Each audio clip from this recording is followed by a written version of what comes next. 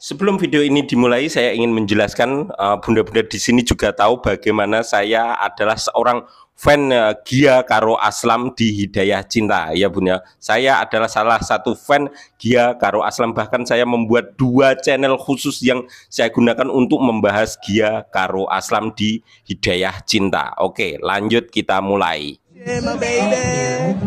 Yeah, yeah. Yes.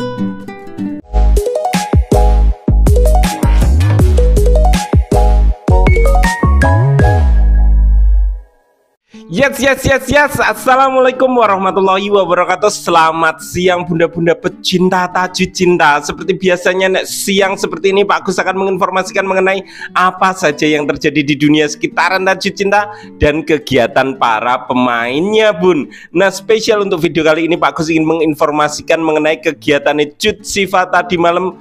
Jupri ya ono kegiatan Jupri tadi malam pas malam minggu, bener-bener pas malam minggu, dimana Cut Siva ini agak dasar ya Bun ya. Malam tadi Cut Siva datang di sebuah acara pernikahan kancane Cut Siva karo Misha. Bahkan hari ini berapa jam yang lalu, 3 jam yang lalu Cut Siva posting saya tak tiliane berapa jam. Oke, wes resmi 4 jam yang lalu. Tadi 3 jam pas Akek mulai ngedit, terus sampai di rekaman ini 4 jam. 4 jam yang lalu. Saiki jam piro? sorry. Sekarang jam 14:11 iki Pak Agus ngetup yuk mulai jam 14:11. Jadi malam tadi itu Cut Siva ono acara datang di sebuah acara pernikahan. Nah, itu kancane Cut Siva karo Misha. Permasalahannya adalah jadi gini, yang menikah itu adalah sing cowok maune non muslim terus jadi muslim, mu'alaf istilahnya punya. Itu yang Pak Agus dapatkan. Pak Agus tidak begitu mengenal, tapi informasinya seperti itu. Bisa ditanyakan DM, akan saya jelaskan data-datanya. Nah, terus kan mereka pejuang hubungannya awalnya ini bukan nikah beda agama, tetap sama beda agama, sama agama. Nah, kayak gitu. Permasalahannya adalah beberapa bunda-bunda tanya ke Pak Agus, tanya ke saya, emang boleh ya Pak menikah beda agama? Iki Pak Agus gak ahli nih, engko sing jelas no sing gen ahli nih wae. Saya hanya belajar dari mereka saja untuk kepastiannya, ono undang-undangnya dan lain-lain. Saya hanya menyampaikan saja karena saya ditanya beberapa bunda-bunda. Terus Pak Agus tanya, kok tanya ke saya? Satu, kenapa kok tanya ke saya? Terus mereka menjawabnya itu dikarenakan adanya, boleh dibilang kata-kata halusnya diskusi, kata-kata kasarnya yo beda pendapat rame-rame kayak gitu. Nah, di salah satu postingan TikTok jam tadi, padune jam 10 tadi, jam 10. Jadi isuk mau Pak Gus untuk informasi, kepengen bahas itu. Bahasnya kegiatan Cut Siva tok, aslinya pengen bahas itu tok, tapi dikarenakan banyak yang tanya apakah boleh, akhirnya Pak Gus, oh ya udah, tak lihat perdebatannya atau diskusinya seperti apa. Ternyata diskusinya apakah ono sing bilang apakah boleh menikah beda agama, ada yang bilang boleh, ada yang bilang tidak boleh. Nek sepengetahuan saya untuk saat ini di Indonesia ada 4 kota yang memperbolehkan nikah beda agama. What? Boleh secara hukum, boleh di 4 kota ini. Ono Jaksel, Jakpus Jakarta Pusat ya Pak. Jakarta Pusat, Jaksel, Surabaya sing sijine aku lali. Engko tak dono videone wae. Jadi atas dasar perdebatan yang sing ning TikTok, nek sing ning IG yo biasa-biasa wae, tapi nek di TikTok tadi yang diberikan ke Pak Gus, oh ini agak padu seperti ini ya. Jadi membuat saya kudu dijelasno ini antara memang dari nikah beda agama itu dihukum di 4 kota yang barusan nanti akan Pak Gus tayangkan, itu boleh, tapi hukum agamanya tidak. Jadi iya nek ning menurut agama Islam ora oleh statusnya kumpul kebo malah. Nek walaupun ning catatan hukum boleh. Luwih gampang wae ndelok videone sik dari 2 sisi pendapat mengenai hukumnya, terus pakai salah satu pendapat Ustadz. Ini hanya pengetahuan saja, tidak memiliki tujuan apapun.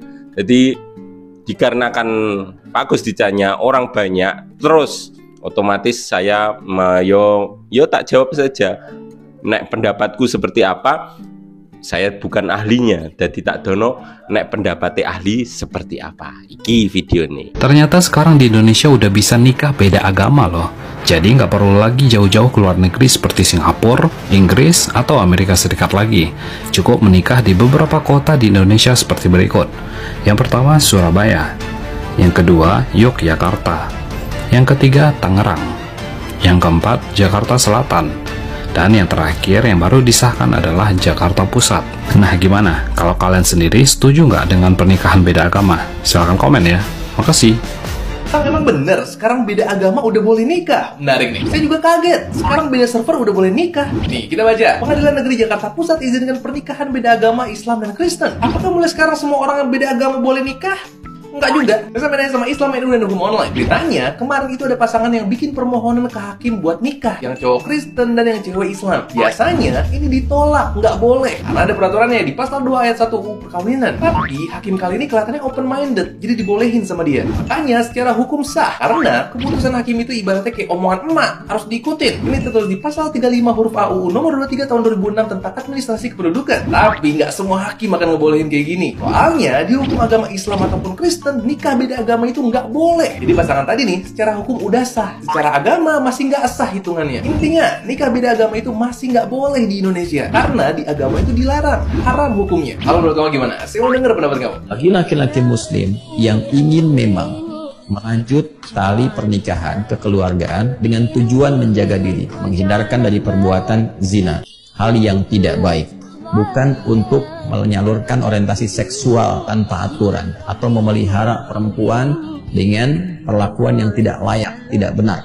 Kata Al-Quran khusus bagi pria-pria muslim yang memang serius berumah tangga untuk mewujudkan hikmah-hikmah kehidupan berumah tangga, sakinah, mawaddah, rahmah, memberikan bimbingan yang benar. Boleh pria muslim itu menikahi perempuan dari kalangan ahli kitab. Ingat ya, ingat baik-baik bahwa redaksinya pria muslim dengan perempuan ahli kitab, tidak sebaliknya. Jadi yang dibenarkan adalah jika ada prianya, laki-lakinya muslim, perempuannya ahli kitab.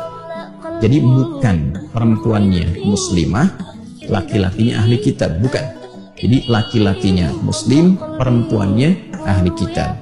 Dan yang dimaksud ahli kitab yang saya jelaskan tadi, meyakini, mengakui kebenaran risalah Nabi Muhammad SAW, namun belum beriman, ya, belum masuk Islam, belum bersyahadat karena faktor-faktor tertentu. Tapi ada pengakuan dalam dirinya, ada kebenaran yang dia akui, dia tahu tentang itu, ya, maka dengan keadaan dirinya sebagai perempuan dan hikmahnya dalam kehidupan rumah tangga, laki-laki diposisikan sebagai pemimpin yang mengatur, membimbing, mengayomi, menyayangi, sehingga dalam posisi itu bisa membina rumah tangga dengan baik, membimbing istrinya, mengarahkan, memberikan pencerahan, sehingga diharapkan dengan itu pertama dapat menerima risalah Islam dengan baik. Itu satu. Yang kedua juga meminimalisir konflik-konflik yang mungkin terjadi dalam kehidupan rumah tangga, sehingga dengan itu potensi-potensi untuk tetap bisa memberikan nafkah, kebaikan-kebaikan, perlindungan, dan kemuliaan lain dalam kehidupan rumah tangga yang mendekatkan pada samara itu lebih dapat terwujud. Oke, bunda-bunda, itu tadi pendapat-pendapatnya ahli-ahli. Jadi bukan pendapatnya Pak Agus ya. Aku wong biasa, ora ahli ya dalam hal ini. Ini untuk menjawab perdebatan, bukan neko-neko. Jadi kan mergolek ono perdebatan ning TikTok, ditakon Pak Agus, ya aku jawabnya itu. Bukan jawaban saya, tapi pendapat dari 3 sudut pandang tadi, mulai dari hukum yang sedang berlaku, terus ya hukum karo hukum Islam karo hukum sing ning negara iki kan Indonesia bukan negara Islam ya. Jadi ternyata boleh ya di 5 kota besar, ternyata Jogja serem Jogja, Surabaya, Jogja, terus Jakarta ya. Di situ boleh nikah secara hukum, boleh gitu. Mungkin nek sing perdebatan tadi ning kono bisa digunakan keterangannya tersebut. Terus nek ditanya masalah Misha, tadi juga ada yang tanya tentang Misha. Misha adalah salah satu orang, boleh dibilang, maaf sebelumnya, sing iso nggare Cut Siva bener-bener nyaman dalam hal berkarya, nyaman dalam kehidupan dunia. Cut Siva nyamane pas ono Misha. Ndekne kerja ki bener-bener fresh. Ayo pokok seneng lah nek iso kerja karo Misha itu senenge pol. Aku juga bisa merasakan. Mung nek dadi siji itu pernah dibahas di live-nya Cut Siva karo Misha. Pernah dibahas mereka berdua. Mereka sama-sama sadar kalau ora mungkin dadi siji. Soalnya beda penghalang tadi, beda agama. Dan kebetulan nek Cut Siva yo agamane kukoh bakoh, Misha sama agamane yo kukoh bakoh. Mung ning perdebatan tadi yo jenenge berpendapat masing-masing ya. Jadi tetap gak bisa nek sing ngeyel hukumnya nikah beda agama ning Indonesia sah ning hukum, tapi ning agama tidak. Itu ini untuk menjawab perdebatan yang ada di TikTok. Ya udah ngono wae informasinya. Tapi yang pasti alhamdulillah malam tadi Cut Siva iso datang dan ketok seneng banget ya. Cakui iso bareng karo teman-teman lamane, iso ngobrol karo Misha.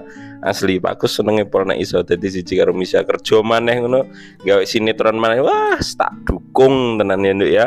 Ya wis, sekian dari saya. Mohon maaf apabila ada tutur kata yang salah. Wassalamualaikum warahmatullahi wabarakatuh. Semoga tidak ada keramaian ke depannya. Saya hanya menjawab pertanyaan dari beberapa bunda-bunda yang DM ke Pak Agus mengenai perdebatan sesama orang dan orang, bukan orang hubungannya Cut Siva karo Misha, tapi mung berhubung perdebatannya itu di sebuah postingan yang ada Cut Siva karo Misha nih. Oke, ngono ya Bun ya. Oke. Ketemu lagi nanti sore.